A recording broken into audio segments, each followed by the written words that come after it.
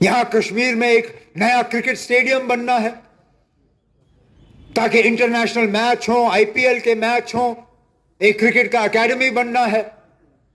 मुझे नहीं लगता है बड़गाम से बेहतर कोई जगह है उस नए क्रिकेट स्टेडियम और एकेडमी के लिए।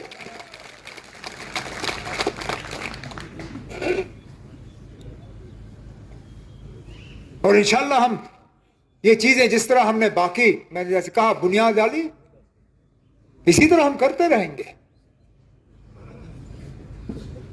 हमें ताने दिए जाते हैं, आपने क्या किया? हमने कब कहा कि हमने अपने सारे वादे पूरे किए? लेकिन कौन कह सकता है हमने कुछ नहीं किया? अपनी बेटियों के लिए, बहनों के लिए मुफ्त बस सवारी, चाहे वो बड़गाम से श्रीनगर जाना चाहें, बड़गाम से काजीगुंड जाना चाहें, बड़गाम से उड़ी जाना चाहें या बड़गाम से दिल्ली जाना चाहें, सरकारी बस में सवारी मुफ्त। लगभग 15 साल के बाद सोशल वेलफेयर स्कीमों में इजाफा हुआ। Old age pension, window pension, handicap के लिए जो हम अपनी गरीब बहनों के लिए शादी का वो असिस्टेंस देते हैं, 16 साल के बाद उसमें इजाफा हुआ। कानून के तहत उनको 8वीं पास होना चाहिए था उस फंड का इस्तेमाल करने के लिए, हमने वो तक हटा दिया ताकि अगर वो 8वीं पास भी ना हो तब भी उनको ये शादी का पैसा मिल जाता है।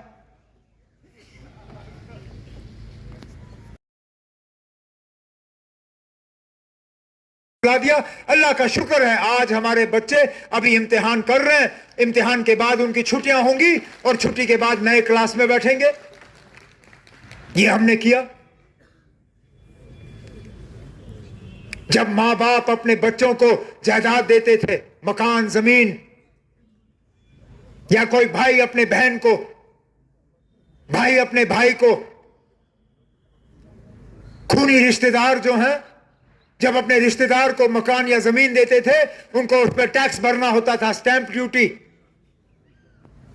हमने बजट में वो भी माफ करा दिया ताकि जब बाप अपने बेटे को कुछ दे उस पर कोई टैक्स हुकूमत की तरफ से नहीं लगता। देखने में ये छोटी चीज लगती होगी, लेकिन अभी तक किसी ने ये नहीं किया था, हमने आके किया।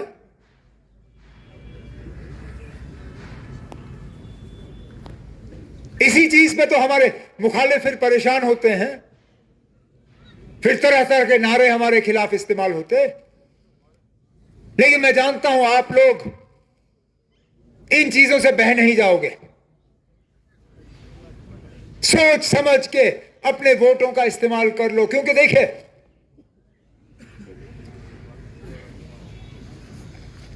आपने वजीर आला का फैसला नहीं करना है।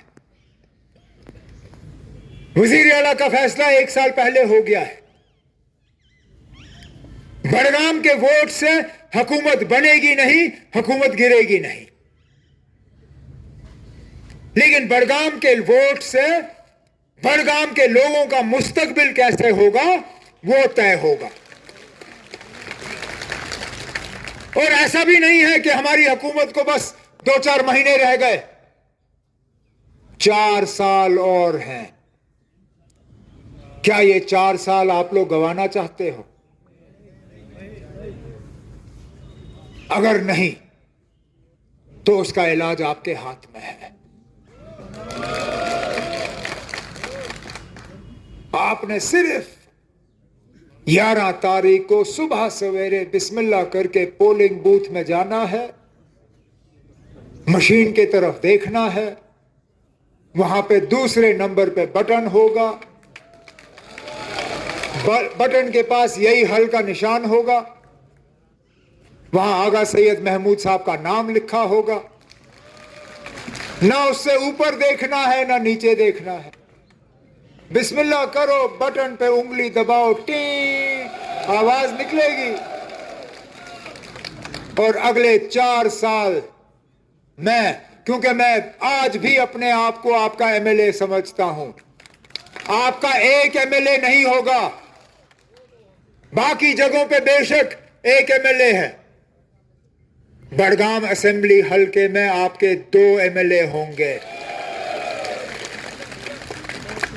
ये मौका है। वो कहते हैं ना, बाय 1 गेट 1 फ्री। एक खरीदो, एक मुफ्त में ले लो। ये सौदे बड़े अच्छे लगते हैं हमें। मैं भी जब दुकान जाता हूं कोई चीज खरीदने, जब मैं दुकानदार से पूछता हूं यार ये सर्फ का पैकेट मुझे चाहिए लेकिन इसके साथ मुफ्त क्या है, वो कहते हैं ना अब ये साबुन की टिक्की ये मुफ्त। मैं कहता हूं चलो यही वाला दे दो। ये बाय 1 गेट 1 फ्री ये और किसी उम्मीदवार में नहीं है।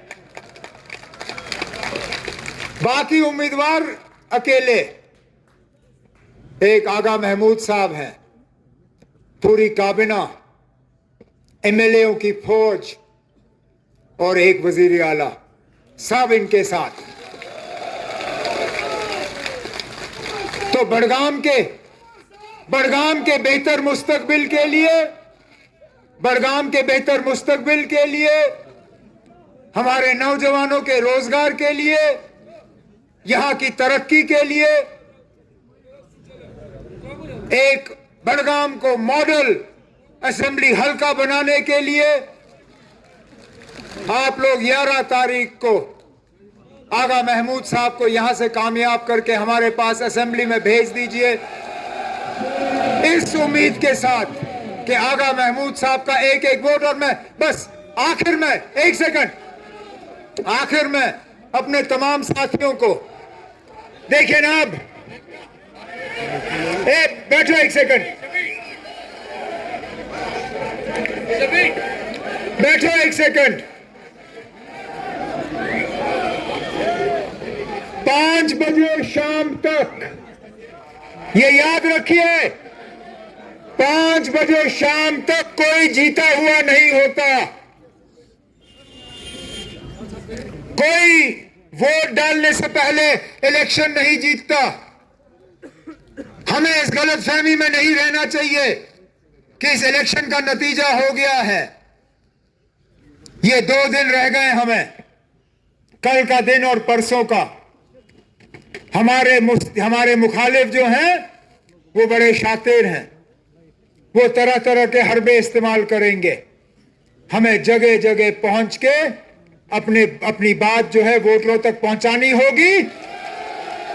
और न सिर्फ अपनी बात, कैंपेन हुआ एक, हमें वोटरों को वोटिंग बूथ तक पहुंचाना है ताकि एक एक वोट बड़गाम का आगा महमूद साहब के हक में हो और भारी अक्सरियत से इंशाल्लाह 14 तारीख को इनकी कामयाबी होगी। इन्हीं अल्फाजों के साथ बहुत बहुत शुक्रिया। अस्सलाम वालेकुम।